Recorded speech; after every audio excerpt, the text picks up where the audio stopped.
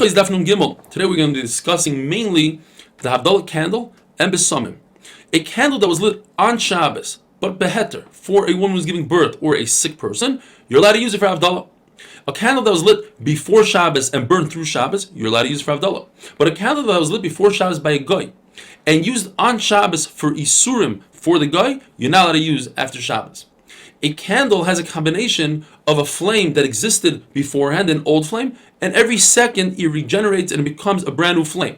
Therefore, if after Shabbos a guy lights a candle from a Jew, or a Jew lights a candle from a guy, you're allowed to use it for Havdalah because it has a brand new flame in it.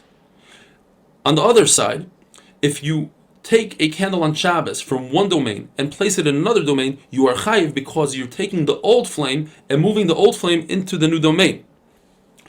So why is it that it's usher to use a flame that a guy lit from another guy's candle? That's just the gzeira that you might use the original guy's candle right after Shabbos. There's a concept that the flame must be for light and not for any other purpose such as heat and cooking. Therefore, if one sees a very large flame coming out of a furnace, well, it depends. If it's in the beginning of the process of heating up stones for lime, then you don't make a bracha on it. But if it's at the end of the process and they're using that light, that fire for light, then it's mutter. What about the light in a shul? It very much depends. If they lit up a candle in honor of an important person, then you can't use it for Havdalah. If it's there for the caretaker, even though there's an important person there, but the caretaker needs his own light, you could make a bracha on it. And if there's a full moon that the caretaker doesn't need light, so even if the caretaker is there, you cannot use it for Havdalah.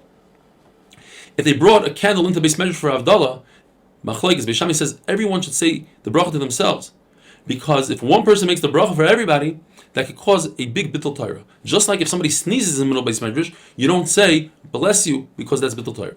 Beis Hillel argue and they say that one person should make the bracha for everybody because of the concept Beroiv Am Hadrus Melech, like one person makes kiddush for everybody, Hamaitzi for everybody. It's better that one person should be Maitzi everybody. A candle that was lit for the dead depends. If they would light that candle during the day in his honor, then you cannot use it for Havdalah. But if they're lighting it to see the way, then you do make a bracha on it.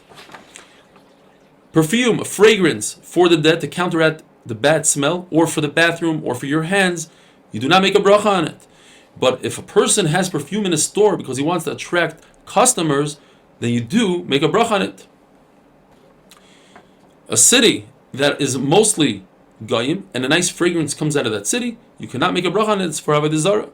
Therefore, if you have a city and a minority of the women that are Jewish use the fragrance for sorcery, for kishuf, and a minority of the Jewish women use it to put fragrance into their clothing, which doesn't count for Havdalah, and you have a minority that are goyim, the total amount could be a majority of smell that's not for Havdalah. If a person smelled a nice fragrance that comes from avodah zarah and he decided in his mind that he wants to benefit from it, that is an avera. There's two conditions when it comes to the flame of Havdalah. First, you must see the flame and you must benefit from the flame. Seeing the flame means it cannot be behind a bend, behind a corner. And benefiting is machlokes. Rav says you don't have to physically benefit from it. You can stand at a distance as long as you could possibly benefit from it and it's not dimming out with the aleph. But Rava says no, you must stand right next to it and you should be able to differentiate from the light different coins. Rav says that you don't have to search for a candle on Motzei Shabbos like you would search for an esrog and other mitzvahs. If it comes to you, easy, great. If not, not.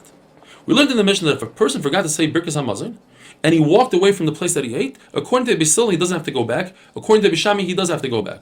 But Beis Hillel admit to Beis Shammai that if he did it on purpose, he walked away, b'mezid, he must go back. The Gemara tells us there were two Talmidim. One was makpid like Beis Shammai. He forgot, he walked away, but he came back. He was awarded with a pocket full of golden coins. Beis Hillel, the other Talmud on the other hand, did like Beis Hillel, but on the mezid part. He walked away on purpose and benched far away. He was eaten by a lion. The Gemara tells us an amazing story about Rabbi Bar Bachana. He was on a trip and he stopped to eat and he ate, but he forgot to bench and he got back on and they continued on. He said to himself, if I tell them that I forgot to bench, they'll laugh at me and they'll say, bench right here. Hashem is everywhere.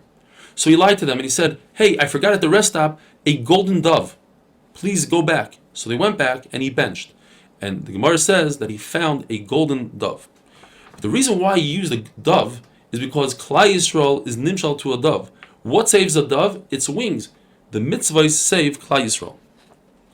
The Mishnah tells us that as long as the food wasn't digested, you could still say Berachos Hamazon. What does that mean? Rabbi Yochanan says, as long as you're not hungry from that meal, you can still bench. Or Shlagish says it depends.